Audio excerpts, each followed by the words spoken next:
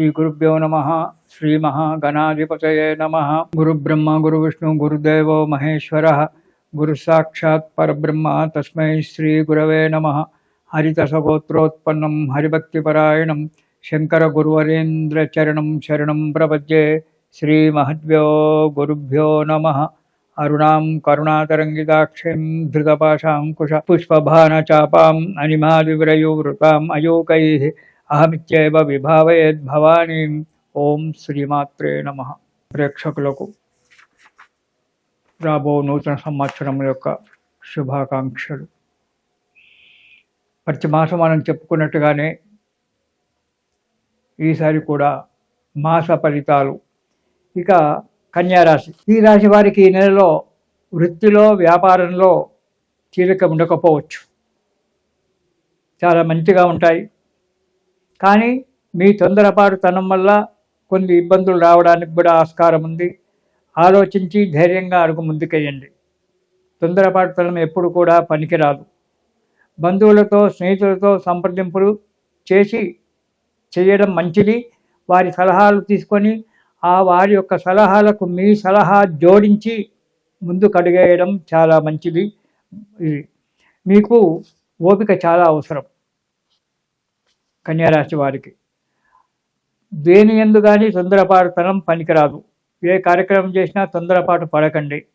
అనవసర ప్రయాణాలు చేయవలసి వస్తుంది. కాబట్టి ఆ ప్రయాణాలు చేసే ముందర ఆలోచించి ప్రయాణాలు చేయండి. ప్రయాణాల విషయంలో చాలా ఆలోచించాలి, జాగ్రత్తలు కూడా తీసుకోవాలి. ప్రతి విషయంలో ఆలోచించి జాగ్రత్తగా అడుగు ముందుకు వేసినట్టయితే మీకు అనుకూలమైన వాతావరణం ఏర్పడి మీకు మంచి సుఖంగా సంతోషంగా ఉండడానికి అనుకూలమైన వాతావరణం ఏర్పడుతుంది.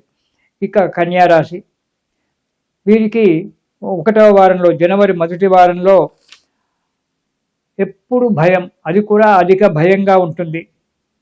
కొంత డబ్బు నష్టపోవాల్సి వస్తుంది, తప్పదు. కుటుంబంలో కానీ బంధువులతో కానీ పోట్లాటలు జరగడం అనేటువంటిది ఏర్పడుతుంది. కాబట్టి మాట్లాడేటప్పుడు వాక్కును కంట్రోల్ చేసుకొని ఎంతవరకు అవసరం ఉందో అంతవరకు మాత్రమే మాట్లాడడం చాలా మంచిది. అనారోగ్యంగా ఉంటుంది, జాగ్రత్తగా వహించండి. అధిక శ్రమ కలగడం వల్ల అనారోగ్యం ఏర్పడుతుంది. ఏ పని చేసినా మీరు అధికంగా శ్రమ పడవలసి వస్తుంది. ప్రతి విషయంలో జాగ్రత్తగా ఉండండి మొదటి వారంలో. ఇక 2వ వారం కనుక చూసుకున్నట్టయితే కొంత డబ్బు నష్టపోవలసి వస్తుంది.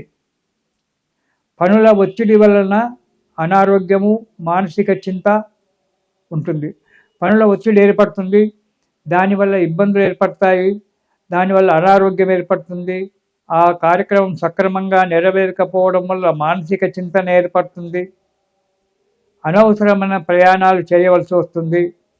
లేదా ఆ ప్రయాణాలు మానుకుంటే పిచ్చిగా ఆలోచిస్తూ వృధాగా కూర్చోవడం జరుగుతుంది. కానీ అలా కాకుండా చిన్న వ్యాపారాలు, దగ్గర ప్రయాణాలు పెట్టుకోవడం చాలా మంచిది. ఇక 3వ వారం, సాహసం చేసే బుద్ధి కుశలచే మీ యొక్క మనోధైర్యం చేత, మంచి ఆలోచన చేత పనులు నెరవేర్చుకుంటారు. ఈ 3వ వారంలో ఎదుటి వ్యక్తితో మంచిగా మాట్లాడి వారి యొక్క సహాయ సహకారాలు తీసుకొని మీ కార్యక్రమాలన్నీ కూడా నెరవేర్చుకోవడం చాలా మంచిది. యత్న కార్యములు ఫలిస్తాయి. మీరు ఏదైతే సంకల్పాలు చేసుకున్నారో కార్యక్రమాలు అవి నెరవేరడము, వాటి వల్ల మంచి కీర్తి ప్రతిష్టలు రావడము, 10 మందిలో పేరు రావడం అనేటువంటి జరుగుతూ ఉంది. ధనధాన్య లాభాలు, డబ్బు రావడము, ఇటు వ్యవసాయదారులకైతే ధాన్య లాభము, ఇవన్నీ కూడా కలుగుతాయి. మనశ్శాంతిగా ఉంటారు, సుఖంగా ఉంటారు.